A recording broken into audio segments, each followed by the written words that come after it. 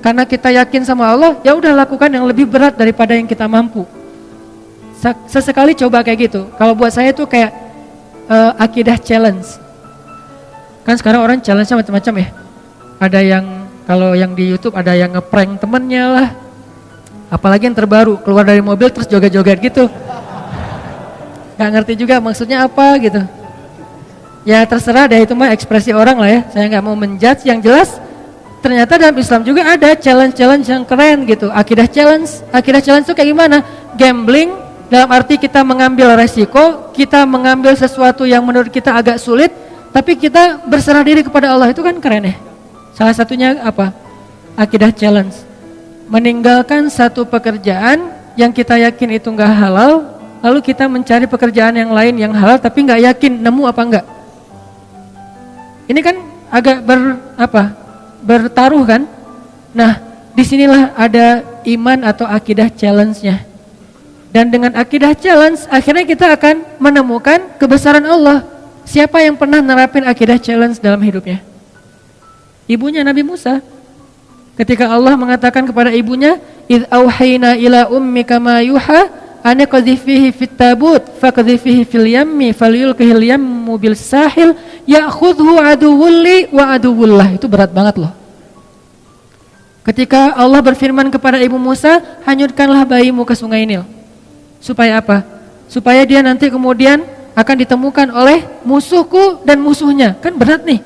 Ya Allah disuruh hanyutkan, malah bukan diselamatkan, malah ditemukan oleh musuhnya. Ini akidah challenge, ini iman challenge banget buat ibunya Musa.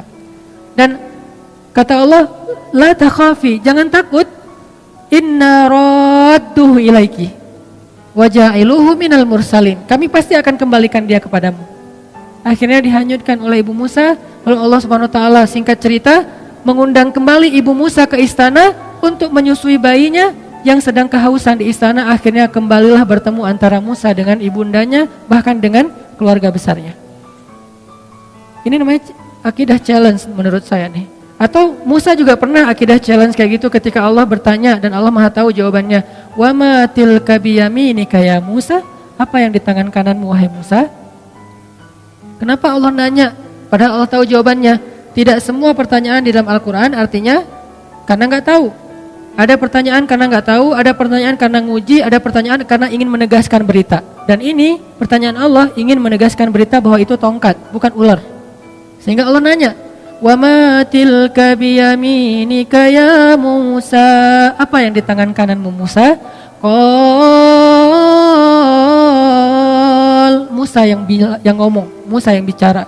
Qala hiya 'asaya atawakka'u 'alaiha wa ahushu biha 'ala ghanami wa liya fiha ma'aribu ukhra. Ini adalah tongkat ya Allah. Siapa yang ngomong? Musa. Artinya itu benar-benar tongkat, bukan doktrin. Allah enggak mengatakan Musa itu tongkat ya. Ya Allah enggak. Allah nanya, apa itu Musa? Kata Musa tongkat. Berarti kamu yang bilang tongkat ya, bukan aku gitu, bukan Allah. Akhirnya aku pakai untuk hiking.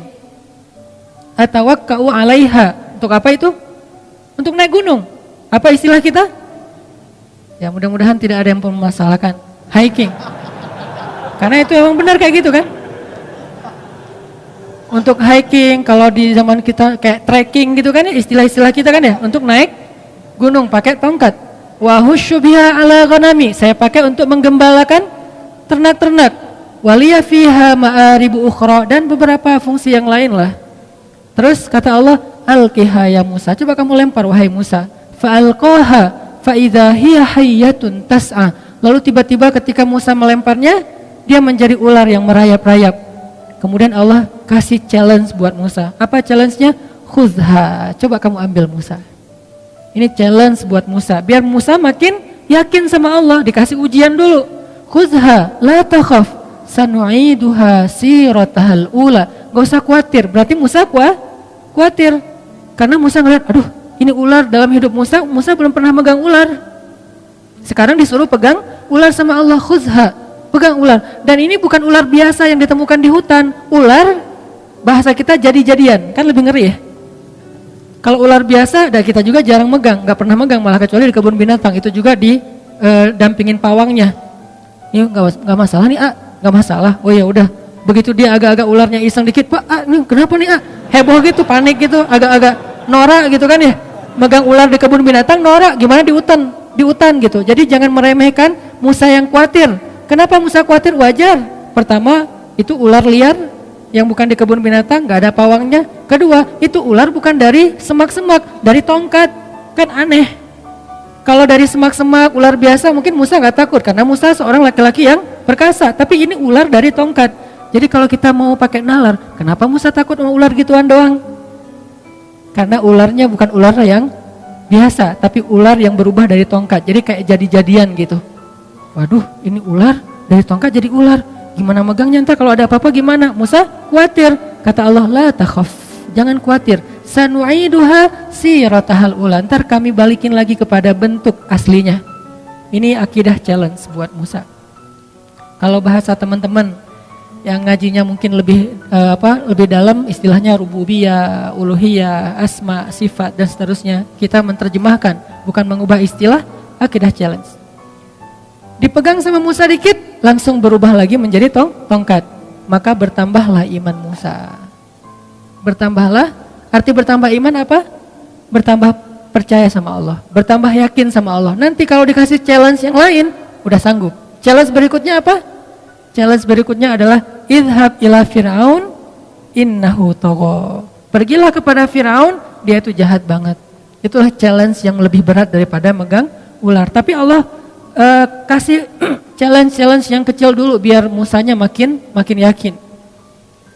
Ini artinya teman-teman, kadang-kadang ketika kita ngambil sebuah pilihan yang sulit, kita agak sedikit gambling dalam hidup kita, tapi bersandar kepada perintah Allah, larangan Allah, kehendak Allah, apa yang Allah mau, syariat Allah, di situ kita belajar iman.